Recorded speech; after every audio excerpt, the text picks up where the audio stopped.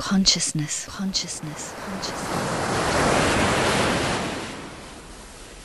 is like the ocean. The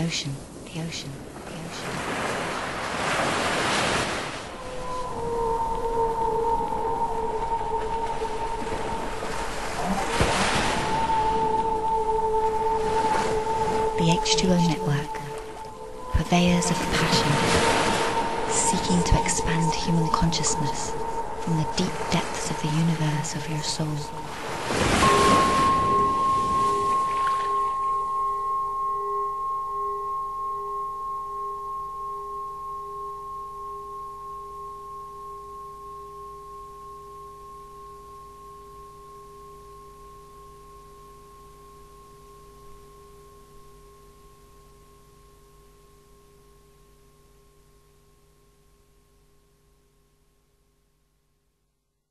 Other people said. I think, as I mentioned in last week's show with Anthony, the Gnostics might be called the first conspiracy theorists or the first paranoids, although Jung called them the first depth psychologists, because they just weren't interested in, as many of the Greek philosophers, in breaking down the mind and finding what are modes of thought and this and that and so forth. They were interested in going really deep, almost like opening the hood of a car and breaking down human nature. And what they found is that most of human nature is really a artificial construct, and there is a divine spark deep within us. And they saw the same thing with reality.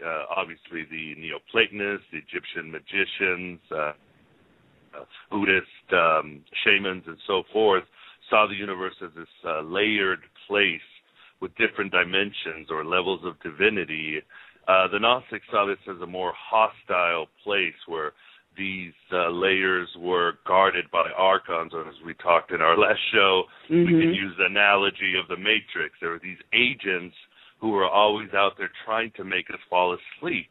And the agents can pretty much do anything they want. The image of the agent in the movie The Matrix, who goes in and can take over any person they want and transform into that person. That's basically what the archons do in our lives. Not only are these omnipotent bureaucrats, but they can work their ways through people, through objects, and so forth. And basically their job is to keep us asleep, to keep our divine spark right where it is, down in this world, because they just like shiny things. You know what that reminds me of? I don't know why this popped in my head when you said that, the Adjustment Bureau. Oh, well, it should, because the Adjustment Bureau was based on a story by Philip K. Dick. And Philip K. Dick he was fascinated by the Gnostics. Some people think he was an outright Gnostic, although he was such an intelligent man, he really delved in so many different philosophical and spiritual arenas. But he certainly used the Gnostics for a lot of his stories, and the Adjustment Bureau is one of them. And I think that's a perfect analogy. There are these people that control, or these agencies that control our fate. That's how the Gnostics saw the archons, as those who ruled the powers of fate. And really, this is not, again, something that the Gnostics were original for. The Greeks and the Romans, there was one thing that they feared more than death, well, maybe not dishonor, was fate, because they felt, well, if we don't have any free will, if our dooms and our victories are already there, then what is the point? So they worked very hard at trying to fool the Adjustment Bureau, trying to fool fate. As the saying goes, fate is what we are given. Destiny is what we can make of ourselves. So that's part of the Gnostic sensibility, if you would. Well, what that reminds me of, it brings me to this next question. If that is the case, if we have these beings, if you will, who are the guardians of the gates of this reality, and sort of kind of keeping things on lockdown, it reminds me of this whole title of the show, Mary Magdalene and the Feminine Principle in this physical reality, and how things have been skewed. And I think of the Nag Hammadi, because if you look at the Nag Hammadi library, in comparison to the book. Very different in nature, very esoteric in nature, so it makes one wonder, if you will, if these beings really help to filter out certain aspects of truth to humanity, to skew things, to put this reality on a really imbalanced frequency of where we're standing right now when it comes to the feminine principle and the male principle, for that matter. Yeah, I would agree with you, Tia. I should first say that when I'm talking about the archons or the demiurge, I always tell people, look, you have your own personal experiences. Maybe these archons are these little giant godlikes. Obviously, the Gnostics saw them as even bigger than the gods. They were, they were above the gods. And maybe you think they're literal. Maybe you think these are just psychological. The archons are psychological processes. It's the way we go through life always shooting ourselves in the foot when things go well. Or maybe you think it's sort of the way the universe is constructed. Again, we were talking about when you need to go to a job and your car doesn't start, when you're dealing with your cable operator or gas person, and that person just drains you, or when you think you're doing something well and some family member can just sort of turn into a vampire. It's almost like an agent just takes over this person and they drain you of your blood.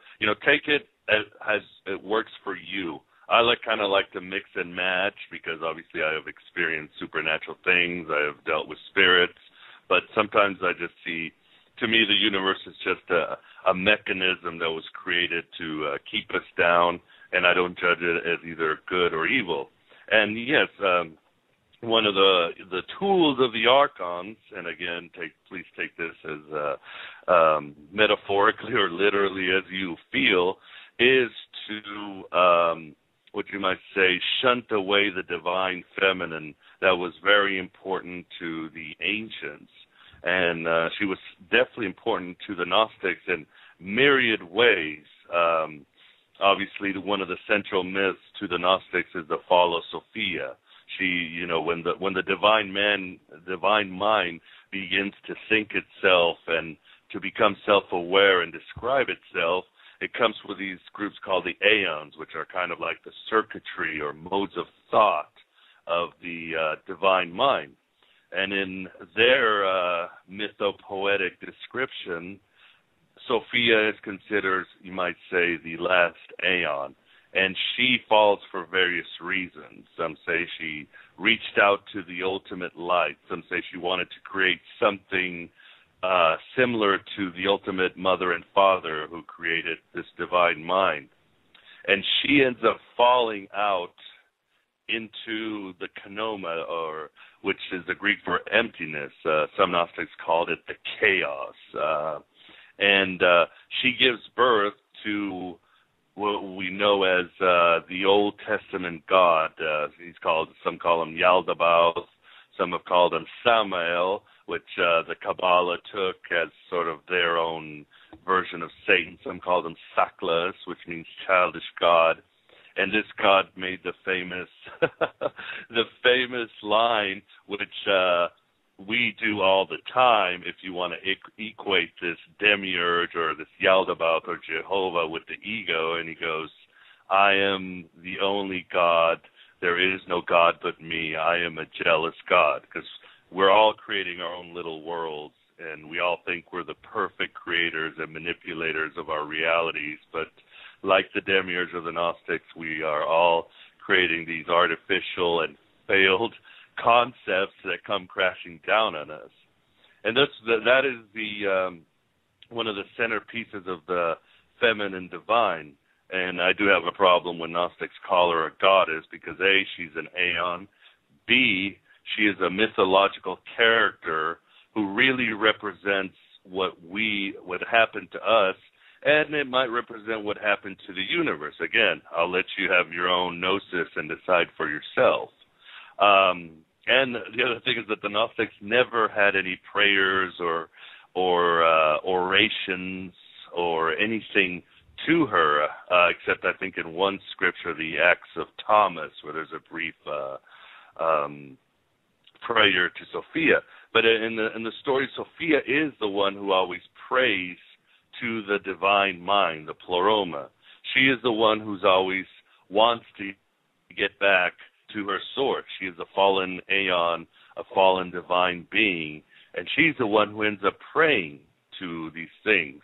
You have this being who's greater than a god praying to the ultimate mind, trying to get back in, trying to correct the mistakes. And when she gives herself to the divine mind, that's when the help begins to pour in. That's when wisdom becomes actualized. And I guess you could say that, again, it's an allegory for us. When we surrender, when we give up, wisdom will come. Of course, wisdom always comes at a very high price because, if we want to experience is brutal, and that's what the tale of Sofia goes.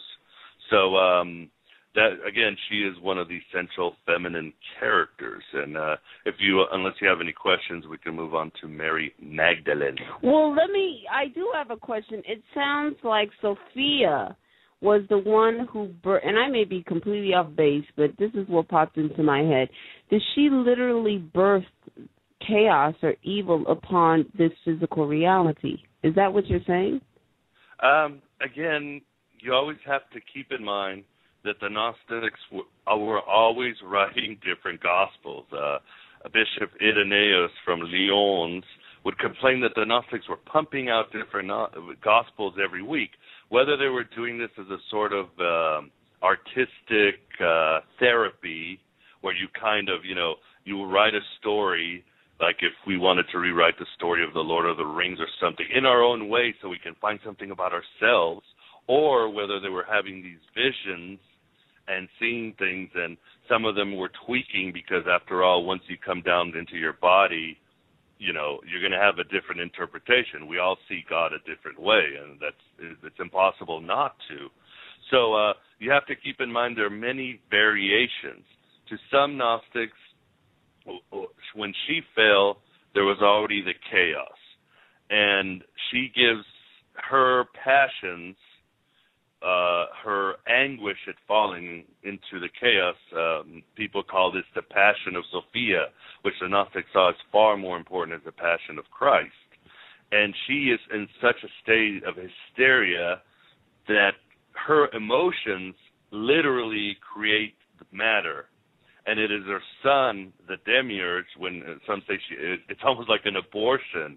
It's as weird to say this, and again, that's why the Gnostics were controversial. God is an abortion, a living abortion. And, you feel bad for him in some texts because he's ignorant, he's arrogant, he doesn't know who his mother is, and he has all this power, and he decides, well, I'm just going to create. And he looks up to the pleroma, and says, well, I'm going to create this reflection of the pleroma and try to give it order, and I will call it good, and I will do the best that I can. But because he's a bureaucrat, you know what bureaucrats do. Indeed. There's a lot of fat, a lot of mismanagement, a lot of waste, and it creates that. And, of course, there's always variations how it happens. But Sophia tends to split up into all these different avatars. That's another thing what's amazing about Sophia is you can't pin her down because you have like a higher Sophia, but then she lives a lower Sophia who's this sort of hysterical woman, and you could equate her with the Shekinah of God that's lost with the mankind, which is lost with the cosmic Israel here on earth.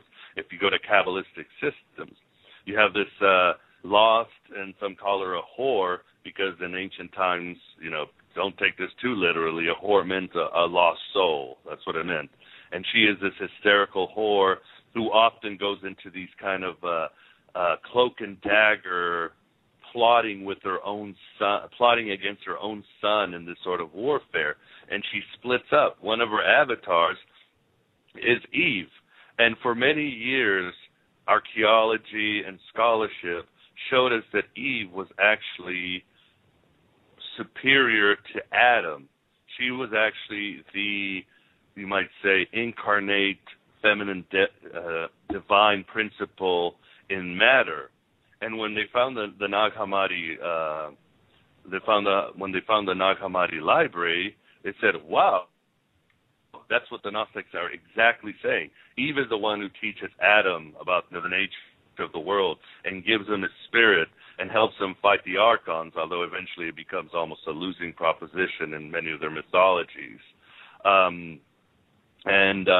Again, she's the mother of the all. I always found it interesting that you have two sections in the Bible that God says he will give you a helpmate or a helpmeet. One is in the book of Kings, I believe, and God says to David, God goes to David and said, I will be your helpmate.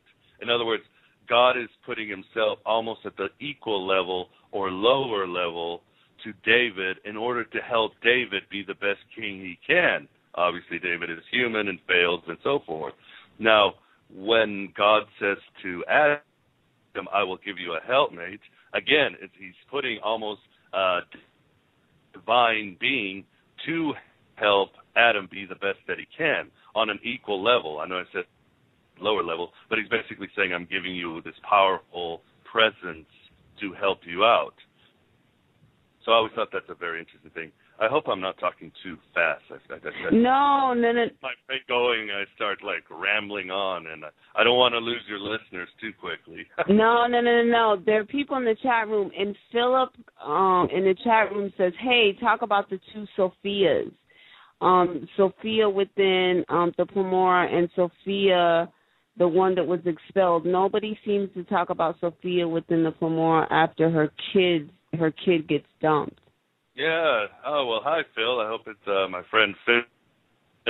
He's part of the Gnostic police. It's kind of a joke we have with some colleagues of mine because we always want to make sure that the Gnostics don't get New Age too quickly, which unfortunately they have.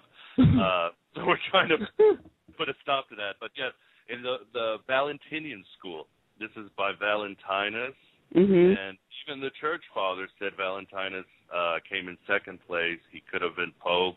The church father Eusebius say Valentinus was the originator of the concept of the Trinity. So we have this Gnostic who was actually a big wig back in the middle of the 2nd century. In his cosmology, or I would say his pupil Ptolemy, once Sophia falls, she splits up. Basically, the Valentinian said, her divine nature cannot fail. So she splits up into the higher Sophia, which rests in the Pleroma, and the lower Sophia, the hysterical, kind of crazy, kind of warlike Sophia who's playing for keeps, who's going to restore the universe, who's going to go against God or the cosmic ego or our personal ego. She stays down. Some say in the 9th heavens or the 8th heaven, and she's the one who's going to take care of things. So I think that's what he's meaning by two Sophias. And certain scriptures like the Gospel of Philip do attest to this. They call her the Akamos, which might be a corruption for the Hebrew word for wisdom, because after all, in the Kabbalah, wisdom goes by Chokmah or Chokmah, and she's one of the Sephiroth in the Tree of Life. Are you happy, Philip? Yeah, it seems there's crickets, so I would imagine that he is. It seems to me that Sophia, because I'm thinking of what you're saying in the story, it seems that she has brought the essence of duality, what we think as human beings in this flesh as the essence of duality, if you will. And how and how we act that out. Yeah. And as you say, there is no such thing as good and evil, if you will, but we see it that way because we're in the flesh, we're human beings. But now that you're explaining the two Sophias, it seems that she has brought those two dualities in this reality of existence. I get it.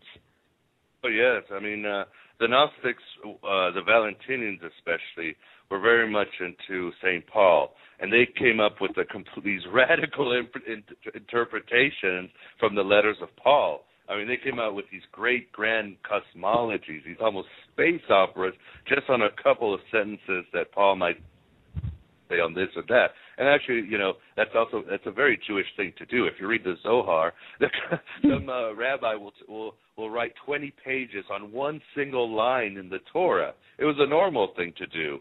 And, Paul talks about the wisdom of God that makes the men foolish and things like that. So the Gnostics said, well, yes, there is a higher wisdom, which they equated more with providence, with forethought, with, the divine plan, and then, of course, the lower wisdom, which is a kind of the wisdom that we learn here on earth by experience, and this is a harsher wisdom, because we all want to be wise, but most of us don't want to pay for it, do we? I mean, who wants to learn these hard lessons in life and go through these things so we can be wise? And the myth itself is very interesting. I always like to think of the myth of Athena.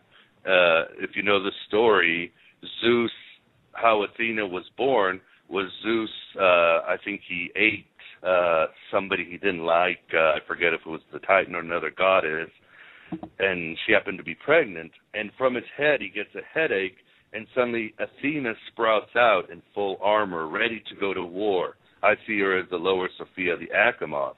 And needless to say, Zeus, after Athena came out of his head, he kind of started thinking with his little head most of the time.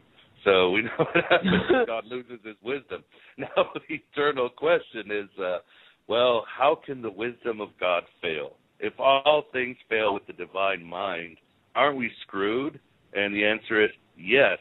But ultimately, this is the great Gnostic mystery. How can the wisdom of God fail? How can the divine mind fail? And many Gnostics came up with many ideas, but ultimately, I believe it's a mystery, and each one of us is just going to have to figure it out. I am not a guru. I'm not going to give you the answers. I don't know. I have my own personal interpretation to help me with my meditation and prayers, and we'll just leave it at that. Okay. I'm not trying to be defensive. I don't want people to. I want people to think for themselves and look for things for themselves. And I want to hear their views on Sofia and the Gnostic cosmology and the Kabbalah and all that. I'm just as interested in the revelations people have as I am interested in my own revelations. Indeed, and just imagine if people thought for themselves where we would be in this reality, but that's a whole other show. Stop it, Sofia. You're being bad.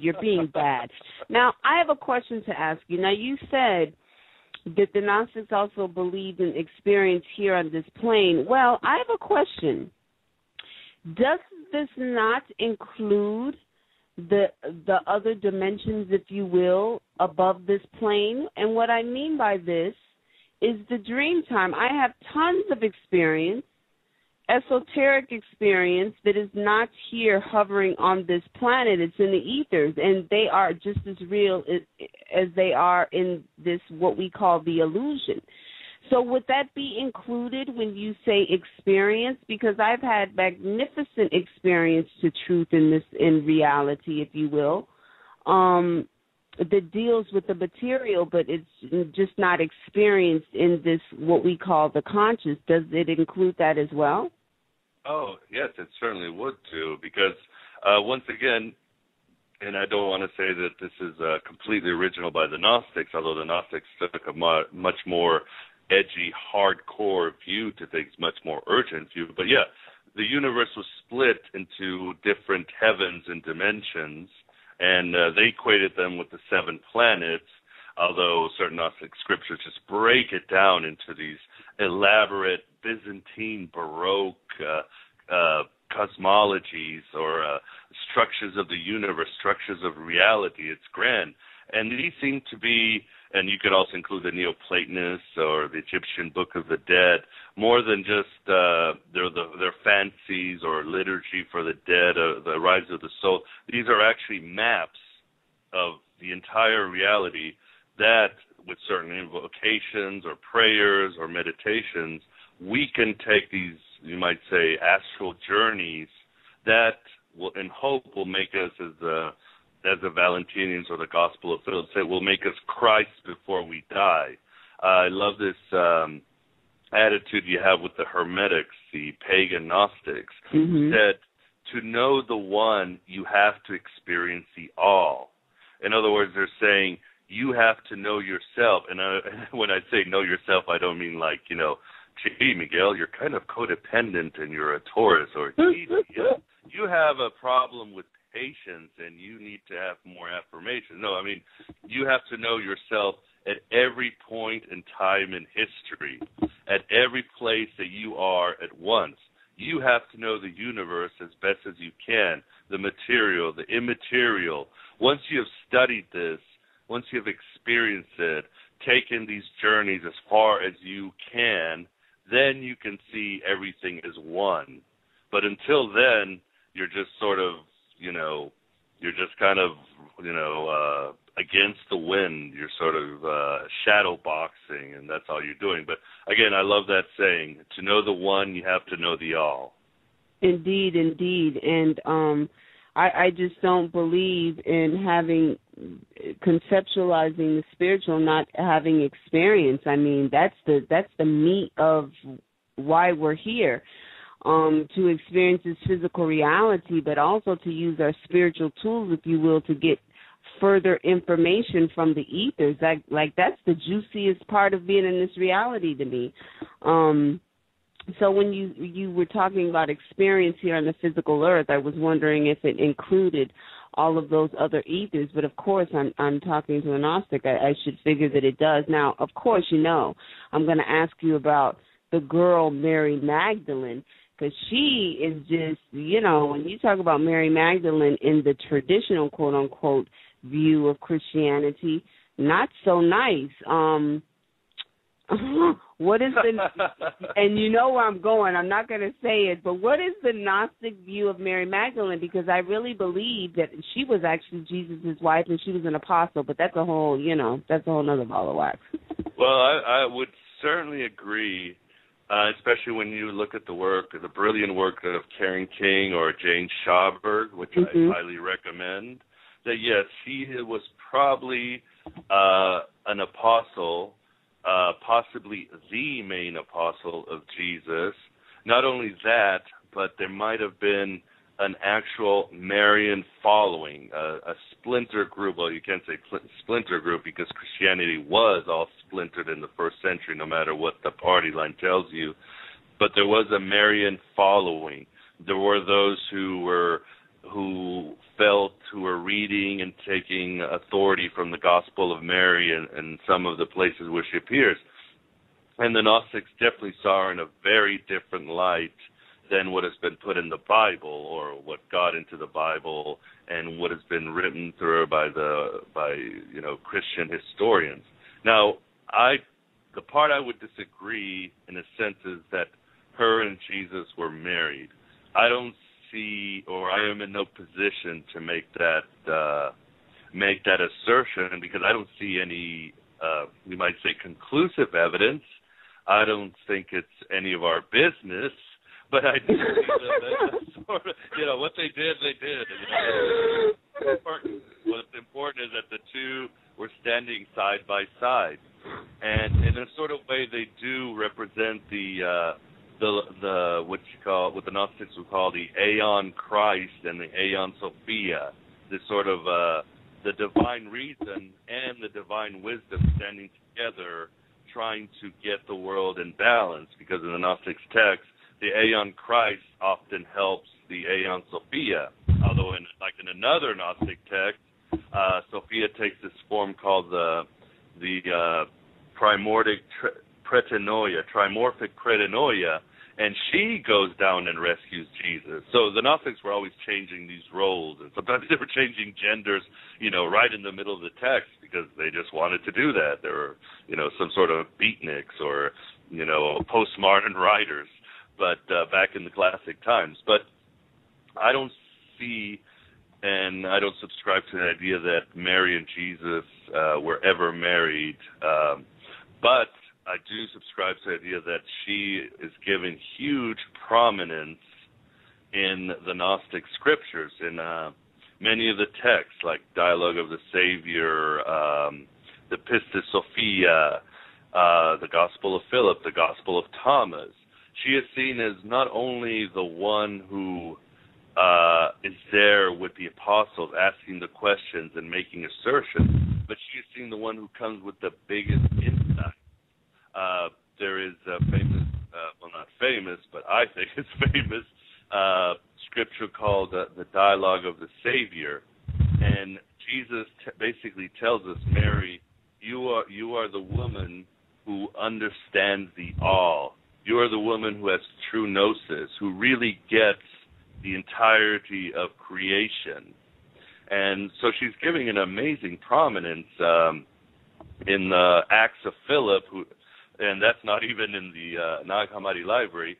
She wants to preach, and she, in this, you might say, play, because a lot of these gospels I feel were like theater, she actually decides, well, I'm a woman in a men's world, so I'm going to dress like a man, and I'm going to start preaching. And she actually saves her brother Philip and does all these heroic stuff. In other scriptures, he's always put, let me see, that you have the first apocalypse of James, where Mary is seen as a model of how James is supposed to go out on his mission. Let's see, there's a whole, God, if you look at the literature, there is so much that she says and so much prominence that she's giving. Again, in the Acts of Philip, Philip tells her, I know that you are a good and courageous soul and blessed among women. The Gospel of Philip declares that Jesus loved her more than the other disciples. And then it says, why? Because she's the one that can actually see through the darkness. The other apostles are often seen as failing, as ignorant, as blind, but Mary is the one who can always see through those moments of amazing, of terrible darkness that we are beset in our lifetimes. So yeah, she's an amazing character in the Gnostic dispensation, and still extremely popular in the heterodox communities, and she always will be. I mean, history has written about her or depicted her more in art, probably more than anyone except the Virgin Mary. So, yeah, she's a big deal, and she will always be a big deal in the Gnostics, and even a lot of the liberal Christian churches and movements. Well, I'm thinking from my esoteric mind and the way that I perceive things, and listening to what you just said about Mary Magdalene.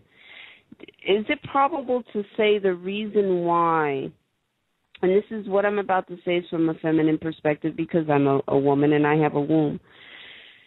Do you think the reason why that she was able to see through the darkness was because of her being, her feminine being, meaning that she had a womb? Now, the way that I perceive the womb, if you will, it's literally a portal to the ethers. It's a cosmic womb. And, in indigenous tradition, during a woman's cycle or things of this nature,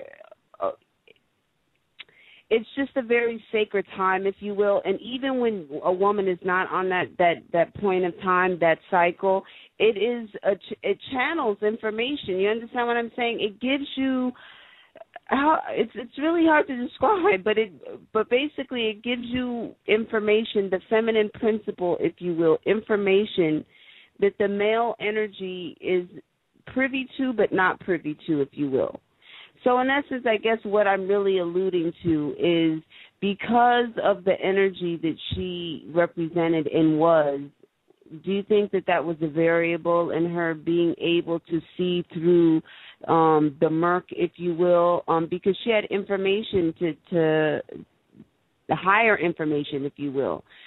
I don't know if what I just said makes sense because I'm running around the block. It's something that it can't really be described. It's it's just something that I can't really articulate because some things on a spiritual level, you put words to it and it sort of kind of devalues it. But basically, her being the feminine principle, being able to see what she saw better than the other apostles, do you think that was the reason why she had the abilities that she had?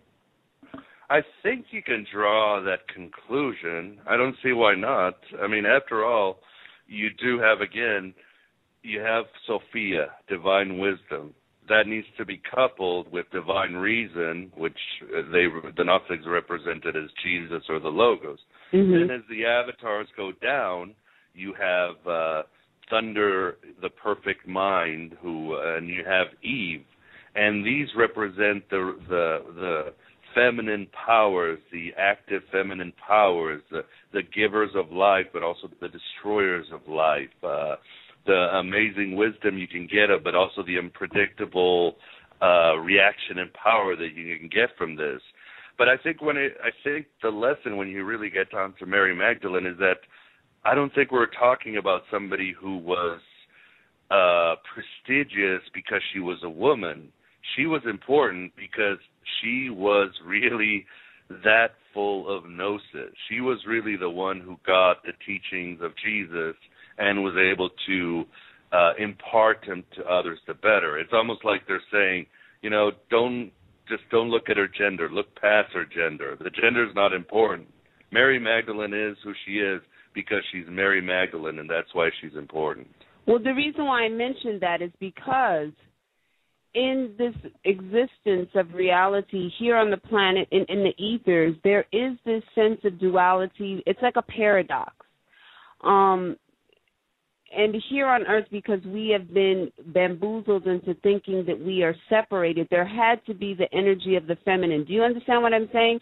So I'm not looking at it from a gender standpoint. I'm looking at it from a deeper spiritual, cosmic standpoint, because obviously Jesus was incarnate on this realm in the male energy. Even though we do have both, even if we're man or female, we contain both of those energies.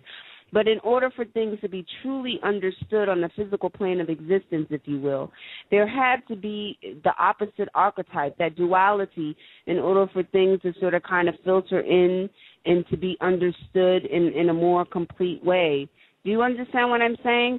So not in the general humanistic form of the feminine, but the cosmic feminine, meaning that Mary Magdalene represented that, and through her channeling, through her womb of information, she was able to encapsulate the information that Jesus was telling and pull it up from a different type of way or a different type of understanding. Does that make sense of what I'm saying?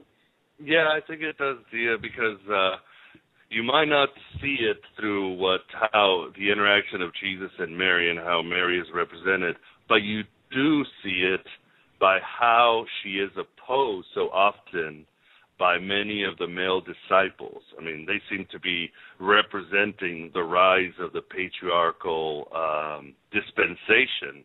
You have in the Gospel of Mary, the very famous Gospel of Mary, Jesus obviously shows Mary a vision, and he takes her up to this place, what he calls this timeless, dreamless place, this ultimate reality. Mary's the one who gets a glimpse of it, not anybody else. But then as soon as she starts trying to, then Jesus leaves. As soon as he tries to tell the apostles, all right, guys, we need to get to work, everybody grab a broom or something. I'm being sexist. He basically says, go out Peter immediately jumps her and starts denigrating her to the point where, she starts crying, and the apostles say, dude, take it easy. I mean, she is the favorite of the Lord, and you have this friction that's really terrible. In the Pistis Sophia, Peter in one place goes, we are not able to suffer this woman who takes the opportunity from us. And he also adds, my Lord, let the women cease to question, and we may also question. And Mary later on goes to Jesus, says, Lord, I'm afraid of Peter, for he threatens me and hates our race. Now, does he mean our race? Does he mean women, or does he mean the Gnostics? I would say, if you would ask me, you could say women, but I would only say that he meant the Gnostics. I think Peter was more threatened because of her gnosis than he was about her being a woman, but he certainly didn't like her woman, as you would say, energies or powers. Indeed. And like I said, I'll go back to what I said before. Unfortunately, because we've been bamboozled to believe that we are separate and we are not one, because we technically are. But in this physical plane of reality, the womb, if you will, the cosmic womb, is a reflection this is just my own truth, to the ethers. The galaxy itself is a womb within itself, and it allows woman to be able to channel energy in a different type of way if you're savvy enough, if you will, if you've tapped into that energy. So to me, it's very significant, and it really makes sense that Mary was his favorite, because she was able to tap into a certain type of energy in a very different type of way and transfer it over to the people differently, if you will. And we have a lot of questions in the chat room. Let me scroll back up. Oh, and I should mention to you, we cannot just say Mary Magdalene was it, because then that's assuming some sort of again, we don't want to focus on just one woman. Indeed. When you look at the other Gnostic Gospels, there, for example, his mother comes with a lot of wisdom. Salome is given a lot of prominence. There were many other Gnostic women leaders in history and in the Gospel. So what I'm saying is there's more than just Mary Magdalene, although people kind of just focus on Mary Magdalene. There were some other pretty cool bitches. Oh yeah, man, they were bitching. No, I get you on that one. And they scared the church fathers. They really scared them. That is so true. We have some questions, and I'm scrolling up the chat room, and Paula in the chat room says, do you think of the assertion that Mary was the Holy Grail? Oh, dear. Now we're really getting into damn... You guys are going down the rabbit hole this afternoon, man. I love it. No, I do not. I really do not think so. But, see, what's interesting is that the whole Dan Brown thing isn't even original. Already from the 2nd and 3rd century, there were all these legends about Jesus and Mary Magdalene having a romantic affiliation. I mean, it's really normal. People are going to create romance. They're going to, there was gossipy as we are today.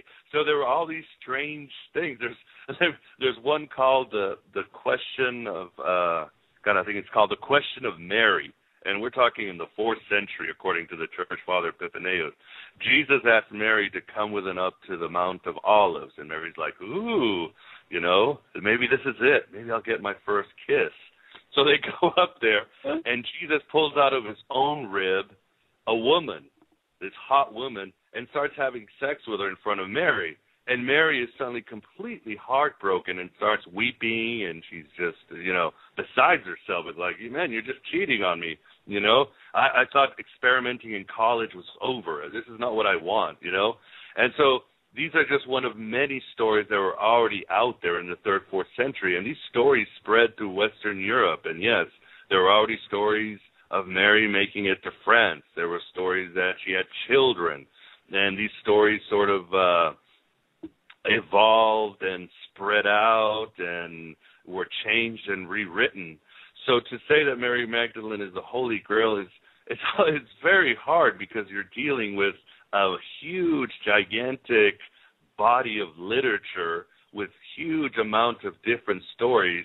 And if you ask me, I'm going to have to stay agnostic on this one. I mean, I would say go enjoy all these stories, all these wonderful romances and rumors and everything else, but take them as learning and inspiration and all that. But historically, we just don't know. I would say we just don't know.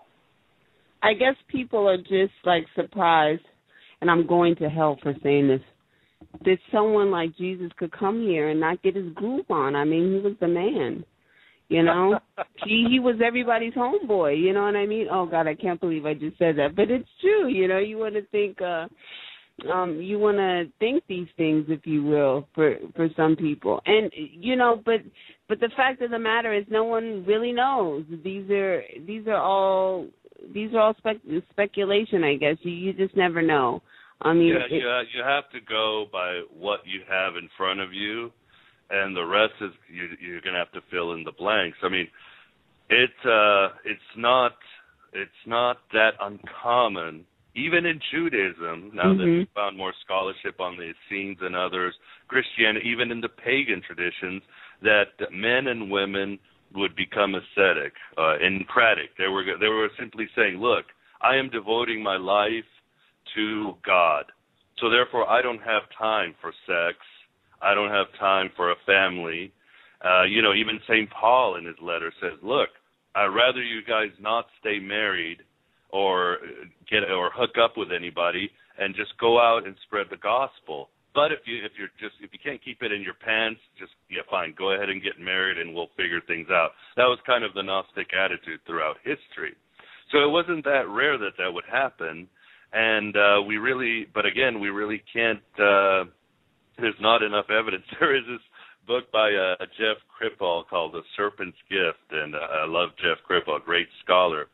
And he actually comes up with some interesting theories because he says the Orthodox Jesus you find in the Bible and many radical scholars, he takes the work of many radical scholars like Morton Smith, points to Jesus in the Bible being gay for many reasons. For example, there's that scene in John where he strips down basically naked and he washes the feet of the apostles. And in the Bible, the feet or the thigh is always sort of a coded word for penis.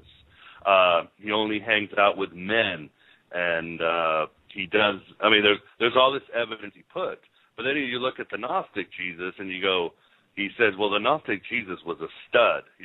He was always hanging out with women. He was always seeing them as equal. He was always joking around with the guys.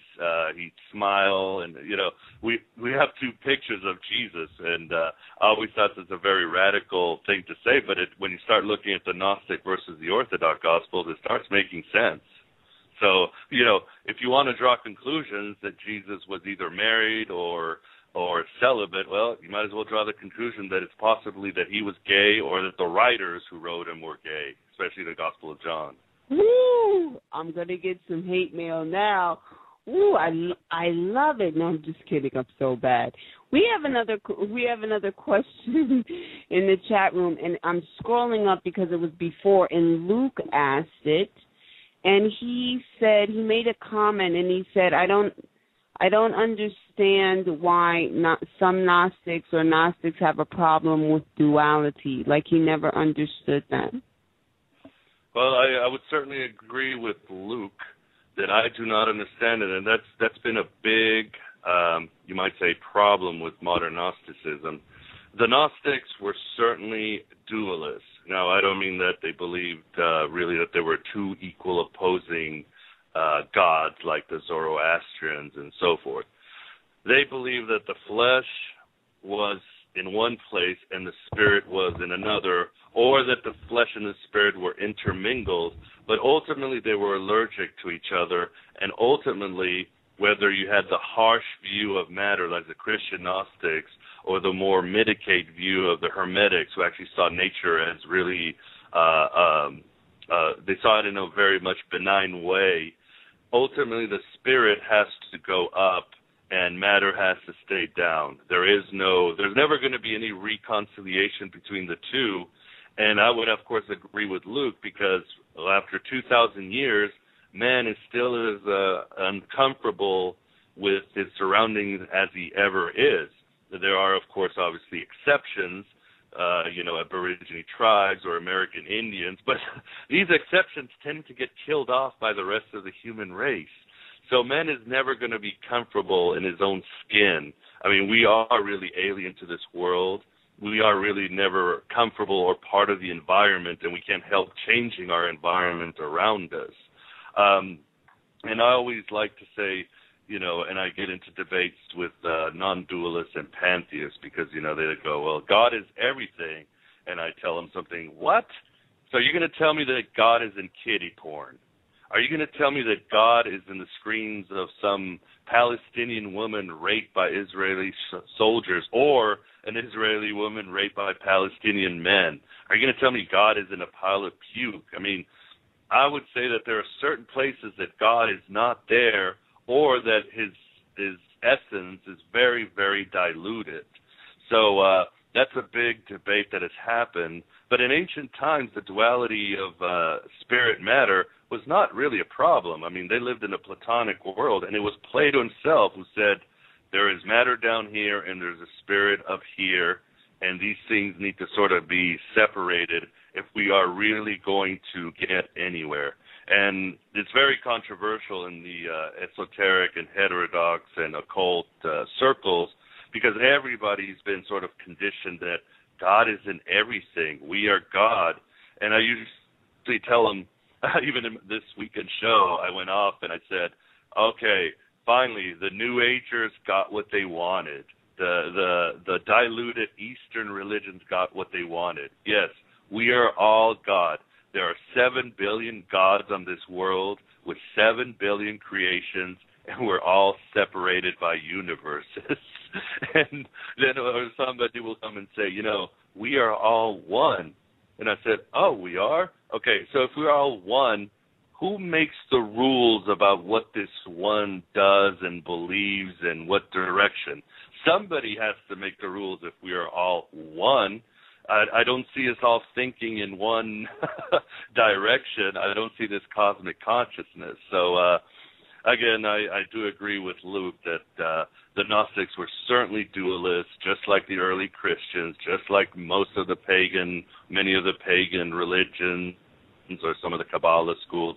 And I do think my opinion is it would not be bad if we got back into sort of a dualistic view of the universe, at least. Even if you want to go in the Carl Jung sense, where, yes, we separate all the dualities, the matter and spirit, consciousness, unconsciousness, evil and good. I mean, these are all just labels. Call them what you want. But then you balance them out and you put them together, and then you find this way to transcend all of it till you finally go to this place of the nameless, of a place where there are no labels, where there is silence and so forth. So even in a Jungian sense, I see duality as something we need to get back to. The we are all God stuff is killing us. There's a famous line. Well, no, okay, I keep saying famous. To me, they're famous. By Mark Knopfler from Dire Straits in I can't think of the album. Oh, Brothers in Arms. And he goes, there are so many different worlds, so many different suns. But we have just one world, but we live in different ones. That's what I'm saying. 7 billion gods, and we've created our own, Edens and paradises and universe. We don't touch each other anymore. You know what's deep about what you're saying? In this realm of experiences, it's like there's the way that I see it is exactly the way you said it, but maybe it's not. It's like this duality, but yet we are connected, but on a different level of reality above the material. And what I mean by this is here in the physical, yes, we are all dualistic in nature. We have black and white and all of these things going on. But in the ethers, from what I've experienced in another realm of reality, it is very much different. There is this connection, this web, but obviously it's not here, on the planet. And so it's like this paradox. There's duality, but there isn't duality, and that's the only way that I can really describe it. And I say that there is this reality of non-duality because what I have seen and been taken to in the ethers as far as what we call ourselves to be human beings. We're actually something different, but that's a whole nother show. And number two, when you were saying how people say that we're gods, it's very interesting as well. I find that very fascinating because if we were, we wouldn't be coming to the planet with all of these defaults, if you will. We would come here in the perfect image of the Creator, and we are not. I repeat, we are not the perfect image of the Creator. We would not have to come to the planet to experience this human experience, if we were so perfect. You know what I'm saying? There would be no need to come to the physical realm of reality and existence. So when you say that, it cracks me up because I thought the same thing. We are from the essence of God. We are from the essence of the Creator. We are not the source. We are not the source of God. It's a very big difference. I don't know if what I said just makes sense, but I understand it. It makes perfect sense, yes. Yeah, so it's a very different thing. And, you know, it's very interesting, you know, when you say that. No, we have the potentiality, if you will, to be many things, but we are not. We are the essence of. We are not the source. It's very it's a very different reality. So speaking about, and you said this a couple of times during the show, this whole New Age thing and the whole modern era of the occult, we have sort of kind of, it's almost like, Miguel, things have been hijacked. Now, don't get me wrong.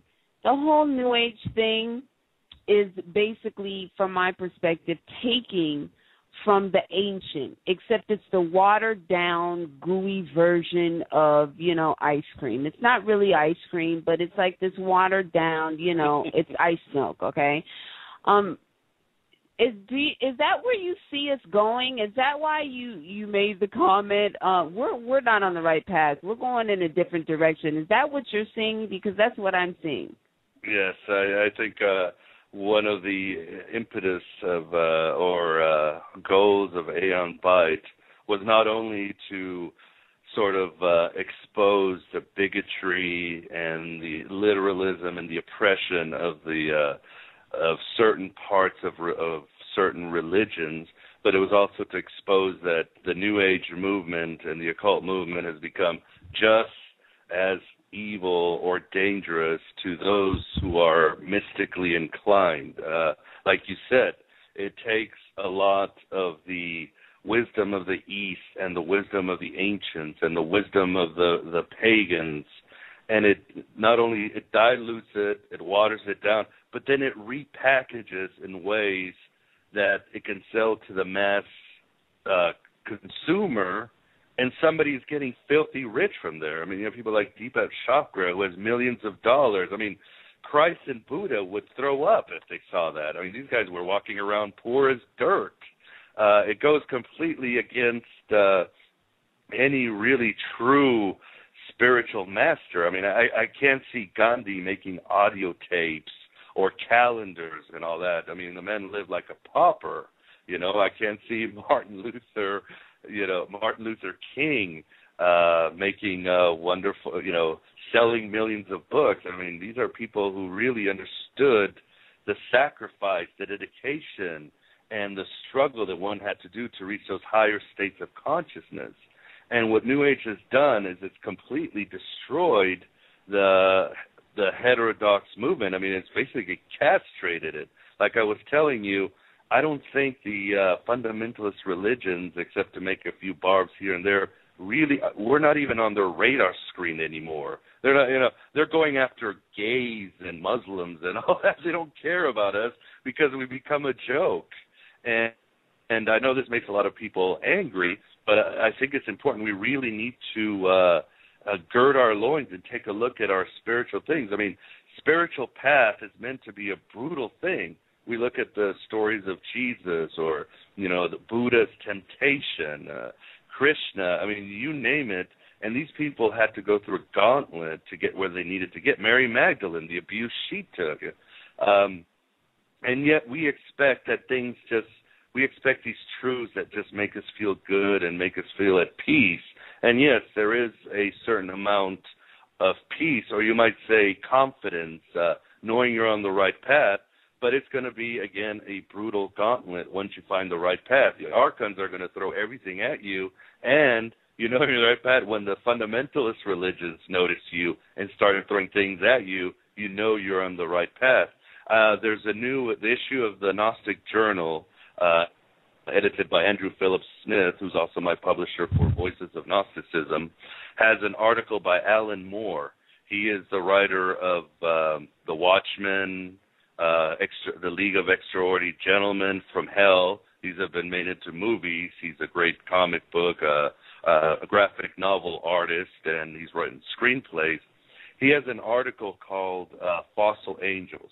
And Alan Moore has been a magician for many years. He has been into the occult. He has been into Gnosticism.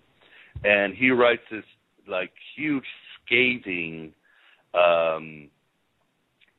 piece on how the occult has become a complete joke. He calls it occultism by numbers, where we all want a formula and we do A, B, C, and we hope we summon Angel S, or that we'll get the lottery ticket D, or that the person who left us will come back to our lives. And it's become, pageantry over substance. It's become all these, positionings of power. You see it in the Wiccan community, the squabbles they have with certain of the priestesses. You see it in some of the Gnostic organizations and the Thelemites with Crowley. And I agree with Alan Moore. It's we become just this almost laughing stock. Before they laughed at us, but as Gandhi said, first they laugh at you, then they take you seriously, and then they listen to you. But now they're just laughing at us. And I do believe and I do hope for a call for a reformation, or for us who are into the heterodox to really start taking a second look at us and our tradition and our history and going back and do not dilute it. A lot of people tell me, well, I found my truth and it works for me. Well, that's great, but does it work to help humans? Does it help to work to make a better world? And the Gnostic spirit says there is no such thing as getting there or finding the truth.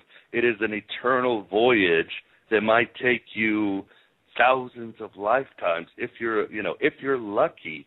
Some might say, well, you're a Gnostic, you found the truth. And I'd say no, because although the Gnostic scriptures were, you might say, aborted, and the Gnostic religion kind of gets suppressed and it comes up here, the Gnostics never stopped. I call my website the God Above God, because the Gnostics believed in a God above God. But one of the later writings before they vanish, it's called Marsanus, talks about a God above God above God. In other words, the Gnostics were already hinting that even beyond the mind of God, beyond the pleroma, the ideal, maybe there's something else. And the Gnostics always said, the voyage into the journey into ourselves is the same distance as a person to a star. It doesn't end. Krishnamurti, who is one of my favorite thinkers, J. Krishnamurti, said, truth is a pathless land. It just goes on and on and on.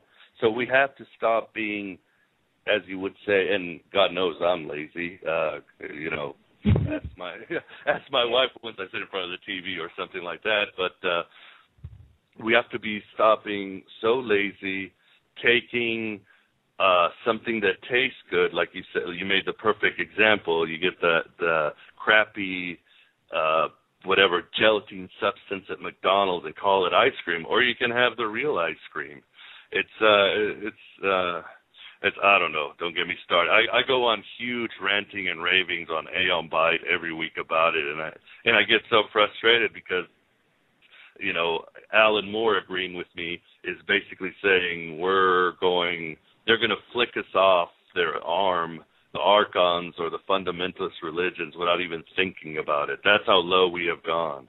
Indeed, and it's across everything. And we have Teresa Dick on the phone, but before I get to her call, I just have to say that we have embarked upon a genre of spiritual consumerism, Miguel. This is what it's all about. It is about collecting artifacts and dressing ourselves up. It's like if you smell like doo-doo and you're putting on Chanel No. 5 trying to cover up the stench. So basically what I'm really alluding to is you have all of these individuals across the board, whether you be a Gnostic, whether you be an indigenous priest or priestess or whatever you are. You have all of these individuals who are buying these archetypes of and artifacts of the spiritual, but they're not doing the work, and then they're taking this information and they're bastardizing it, they're diluting it, and they're repackaging it into something that's really groovy and popular. And it's not a good place to be. But I'm going to open up the line because I believe this is Teresa K. Dick on the phone. Hello, welcome to the Show Network. Hi, Omo and Miguel. Hi, how are Hey, you? how are you? Good to hear from Oh, you. hanging in there. I keep coughing, of course, because I'm on the phone. And I have cats. Oh, okay. Well, you've covered so much ground, it's hard to pick a starting point, but I'll try. I remember reading that Troy was thought to be a mythical city that never existed until Heinrich Schliemann found it right where Homer said it would be. So I've decided to look at all the Greek myth as if it were a real history. And you did mention gods such as Apollo and Zeus. What if they were real people? Not necessarily human, but people who came here and with whom the Greeks and other peoples interacted. Were they bringing that gnosis, the knowledge that Gnostics consider so precious, or were they trying to keep us ignorant? Well, I think what you're talking about, Tess, is the concept of Everism. Like the Egyptians believed that Osiris was once a man, and later he was turned into a god. And there are people, you have, of course, Thomas Jefferson saying the same thing. You had a man, Jesus, a wise teacher, and he was turned into a god. But I really don't see any evidence of that. I guess it's possible. And if it were, I'm assuming that they were bringing these ancient traditions. They were bringing gnosis. I don't see people as Apollo or Dionysus or the great, or even Zeus. I know he gets a bad rap, but he was still considered, the great god. So it would certainly be possible. It's kind of interesting because last night, Tessa, I was listening to that song Donovan, Atlantis. I don't know why. You heard that song? And I just started jamming to it for no reason at all. And I was just listening to Atlantis and how Donovan talks about the sinking of Atlantis. But you had, the teacher, the physician who survived, and they became the gods of our times. And I just got really enraptured by this stuff. So, my attitude is I always have an open mind. Yes, maybe it could happen. I mean, Plato, when he talks about Atlantis, and Plato loved mythology, he doesn't seem to be talking about Atlantis as a myth, but he really seems to be talking about it as a historical place. Obviously, we don't know much about it, unless you want to go with Edgar Cayce and some of the other psychics. So maybe there was an Atlantis, if how it really happened. But at this point in time, I'm open, but I'm not going to commit. Well, what do you think? I think the powers that be want us to buy the party line of steady progress from stupid caveman to smart us, when in fact all these myths of the golden age are really true, that we once had a great technology. We probably traveled to Mars and the moon in ancient times, but we lost our technology and our knowledge. And these beings that look like us but are not human, I don't trust them. I think they're real, but... So you think so you believe, and I should mention, Tessa is a friend of mine. She has been on Aeon Byte. She is the widow of Philip K. Dick. Yeah, I know who she is, absolutely. Of course, yeah, I think she's been here with Anthony. But who do you think the archons are, Tessa? I'm sure you believe in them, but who do you think they are? Well, there's two kinds of archons, but I think they're what the Bible refers to as angels, and some are good and some are bad. After all, if a third of heaven fell with Lucifer, that means 2 out of 3 are good, unless the fallen ones are the It's good like that ones. Meatloaf song, 2 out of 3 ain't bad. Well, I don't know about that. It's still bad. I love going back to music. That's what Phil used to do. And, of course, he had this idea, from the Greek idea that even Zeus must bow to fate. Phil believed that the creator of this world was not the one true God, but a demigod, a twin separated from his sister, kind of the way Phil was separated from his twin sister, and that because he is not whole, he's only half of the being that he ought to be. He does his best, but he's imperfect. Oh yeah, certainly. I mean, you can just look at the words of Buddha. Buddha himself said, don't bother with the gods. They are caught by the same laws of karma as we are. I think Hinduism says that too. Indra will be reincarnated through all the different ages. We're in the end of the Kali Yuga age. He'll be reincarnated. And in fact, the Gnostic text, the Apocalypse of Adam, and I believe the Gospel of Egyptians warn you, said, look, humans are higher than the gods because we are the nexus of the material and the spiritual. We have the divine spark, and we are completely unique than any other entity, including angels, because angels really are limited, and they may be all powerful, but they are limited. So humans are really unique. Of course, the Hermetics will say, don't get too cocky, but, celebrate your uniqueness and your individuality and our differences. That's exactly why Lucifer fell. He would not bow down to Adam.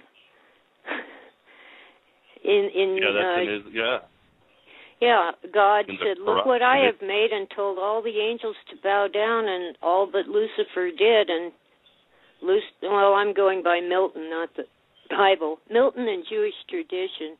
Lucifer said, no, I'm better than Adam. The Quran says that. Yeah, the Quran does say that Satan, or they call him Iblis, when Allah created man, he would not bow to man. So Allah got mad at him. They got into a squabble, and, got him down to Gary, Indiana, New Jersey, or one of those places. South side, I don't know. That's funny. Well, who in knows? any case, the feminine is missing from religion. And maybe that's why Gnosticism is laughed at, because it attempts to bring back the feminine force to the Godhead. I strongly believe that the Spirit of God is that feminine, and the Spirit is more powerful than any other demigod.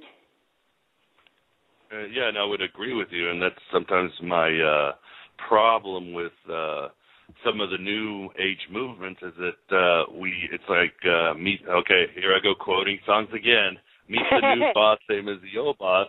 We put the feminine goddess high up more than the male goddess, and we start getting the same corruption. I always like to say, chick rule is no better than Jack T. Chick rule. You're replacing one. I saw Children of the Corn. Remember Children of the Corn? Absolutely. Well, it's interesting how people do that, Miguel, because you can't have creation with just one. It takes both principles, if you will. And to me, it's lunacy when you have individuals who uphold one energy, the goddess, or the god. They work with each other. They're intertwined with each other. One cannot exist without the other. That's how creation in the material plane takes force. So I would imagine that it is the same in the ethers and everywhere else. There is the duality. It's a paradox, like we talked about earlier. They cannot exist without each other. So this business of one being venerated more than the other is the ego of man, the ego of woman, and fear. This planet is saturated in fear. It is based in the fear paradigm, if you will. All you have to do is walk outside or turn on the television, which I do not. I don't watch television. Smart woman. Yeah, smart. I haven't watched television in 2 years. Are you kidding me? It clouds your consciousness, if you will. It indoctrinates your consciousness. Oh, the Archons work through that, man. Are you kidding me? I do watch Doctor Who, but that's all. So do I, yes. I'm a fanatic. I didn't watch anything for 6 months, and then I decided I had to see Doctor Who. A wonderful, wonderful show. But, yeah, the mass media is definitely one of the great instruments of the demiurge or the archons. I mean, local news will pretty much turn you into this cynical, fearful, and unbalanced person if you watch it more than 5 times. Ugh. Oh, absolutely. And going back to what Teresa was saying earlier about, these stories, if you will, being real and that we had been to Mars and all of these places. Well, you know what? I got news for you. If you talk to anyone in the military, and people who, I'm not talking about the laymen of the military, but people who have power and who move behind the scenes, there is like when we talk about, Miguel, the reality behind the reality, and Philip K. Dick talks about this very much well, but there's also a reality, another physical reality behind the physical reality. And what I mean by that is, the governments of the world, say what you will, but I have tons of military people in my family, and my husband's actually in the military. He's special ops, but that's a whole other story. The things that they tell you, if you will, when it comes to technological attributes of this reality are very much hidden from the layman. They let us run around like little ants in the illusion to keep us distracted, but there's so many things going on behind the burner. There's technology that is being played around with, if you will, that the laymen of society will never accept. And as a matter of fact, there's this institute, and of course I can't remember it fully because I'm on the air, this always happens, where they're actually researching time travel and all of these things. So I think that one of the grand illusions of the Aeons is to make people believe that we are not or have not gone to certain places, if you will, in this reality, when in fact we have and we're still going there and doing many things on the burner that society will never be able to accept because they are caught up in the essence of this reality of entertainment. All of these things that we think are helpful, like news, movies to a certain extent, a lot of media artifacts, going to your job, it's all a game. It's all an illusion to delude your mind from what you're really supposed to be doing. But that's just my 2 cents. Oh, yeah. And, that's of course, very true. That we are the main guinea pigs in a lot of these things. They don't have to take us to some base to experiment on us. They're experimenting on us right now in our own homes. Indeed. So many things. I mean, Tessa, didn't you talk about how Phil got kidnapped one night, just like out of the blue? Yeah, in Vancouver, British Columbia. Well, they experimented on me at elementary school. Oh, I remember that story. Yeah. They probably do that to kids all it's in my time, newest book in more detail, but there is a published study on self-esteem among school children. Of course, I can't remember the author's name. Stanley something. Anyway. That's okay. They did a lot more than study self-esteem, and we weren't supposed to remember, but between my brother and me, we did dig up some memories that just don't fit what they published. And, this entire reality is not real in the sense that we think it is. Nothing is solid. The atoms are made out of particles that don't exist. They're just kind of fuzzy things that they exist when you're looking at them. But when you look away, they don't exist. Nothing is real. Indeed. Quantum physics has proven this. That's why I don't know if you guys feel this way, but I love quantum physicists. They are like literally breaking down the barriers, if you will, of what the Gnostics have been saying, what shamans from indigenous tribes have been saying for thousands, if not millions of years. And there's finally a merge, if you will. It's not fast enough for my taste because, I'm impatient. But they're like literally breaking down the barriers of what we think is reality. And also, I also feel when it comes to this reality, I don't know if you feel like this, you guys, but there seems to be something happening as far as the merging of, you talked about in Gnosticism how there's this duality, but there's like this road that's closing. There seems to be a merging of the ethers with this physical plane, and what I mean by that is that there are a lot of people seeing phenomenon, a lot of people seeing like beings in the flesh or esoterically in this physical frame of reality. It seems like something is happening. There's a lot of things going on that used to just happen in the dream time or the ethers, if you will, that is happening now in the physical. Maybe I'm just losing my mind and, imagine. No. I think you're onto something. I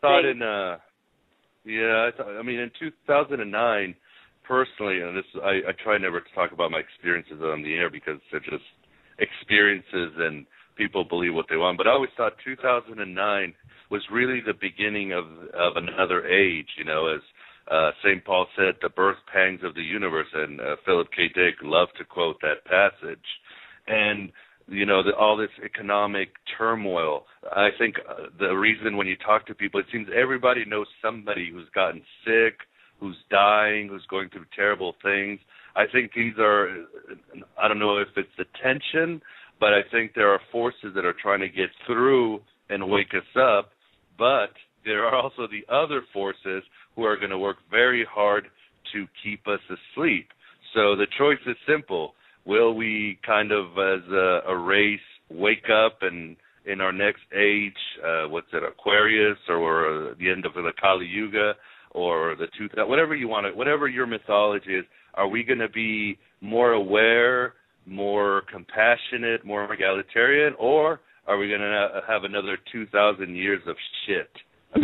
It really comes down to that choice, and New Age or fundamentalism or whatever it is, whatever you're into, maybe it's time we all scrap it and start finding some new systems.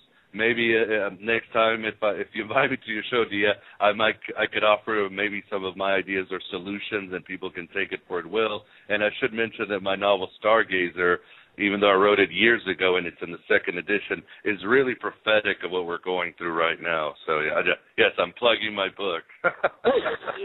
Yeah, it's a great book. Yeah.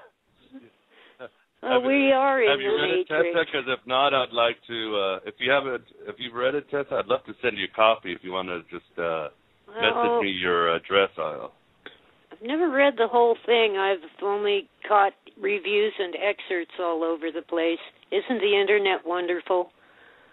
Yeah. Well, send me your address, or I'll send I'll send you a send signed it on copy. Facebook. I'd love to hear your opinion. It's time for me to get ready to see the doctor, so I'll let you guys go on. Yeah, thanks. Thank you, Tessa. Thanks for joining. Thank you. Bye-bye. Mm-hmm. Bye-bye.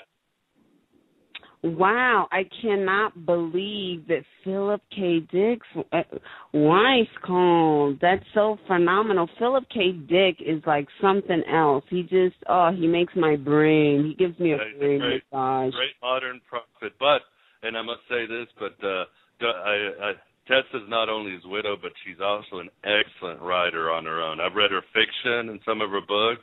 She's a great writer. She's taught at college. She's a deep thinker. She's a great lady. So check her stuff out, too. And, of course, check Philip K. Dick out. I mean, some of his prophecies and a lot of his works are coming true with a vengeance, and it ain't looking good.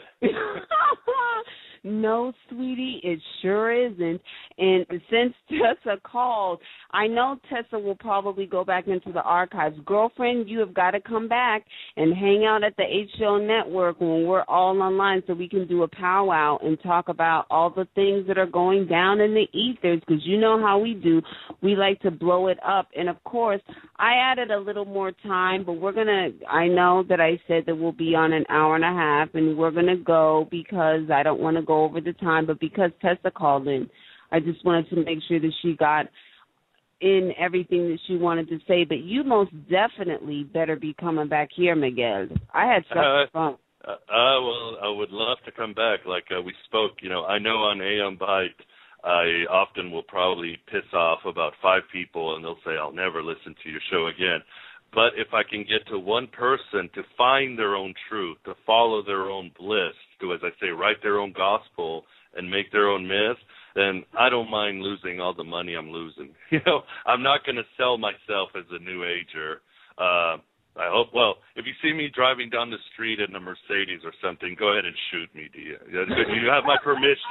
Hit me over the head if I'm told that. But so far, I'm in the same state as Jesus, Buddha, and Gandhi and all those guys. I'm just a poor guy trying to say my story and try to give out a message that will hopefully bring a little more light to this world.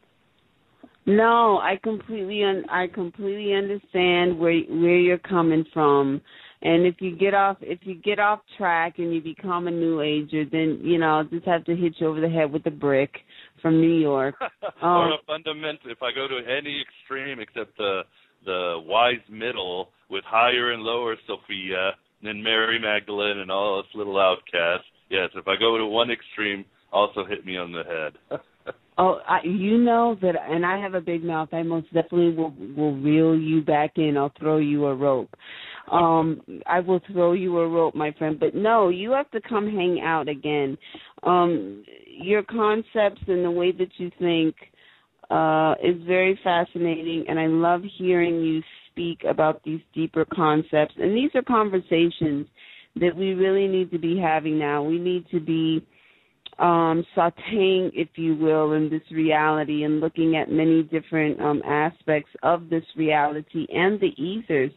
So you most definitely are welcome back here, and I hope very, very soon. Thank you. You're definitely welcome back. Indeed, indeed. Family, this was an awesome show. I mean, what can one say? The HCL Network had Miguel from Gnostic Radio. We had Tessa, Philip K. Dick's widow. I mean, come on. Philip K. Dick's articles of legacy that have been left on the planet are so fantastic. And a lot of his stuff has become very famous, family. If you don't know who that is, please Google. And there have been many movies made about his works. One of them is The Adjustment Bureau. Very deep thinker. We can't forget Blade Runner, Total Recall. Yep. Movies that are coming true. What's the other movie with Tom Cruise? Minority Report. Yes. Where we get tried before we commit the crime, and that's happening more and more in this country. So, yeah, check out Philip K. Dick and his prophecies because, like I said, they're coming true with a vengeance. Indeed, they are. They are. And as I always say, family, and this sounds cheesy, but it doesn't sound cheesy to me. You are so much more than what you perceive yourself to be. You really are. You are a magnificent human being. So many things to ponder, so many things to percolate over. Open up your mind. See things differently. There's so many different angles to look at this reality, so many wonders to behold. And as I always say, family, live happy and be happy. And until next time.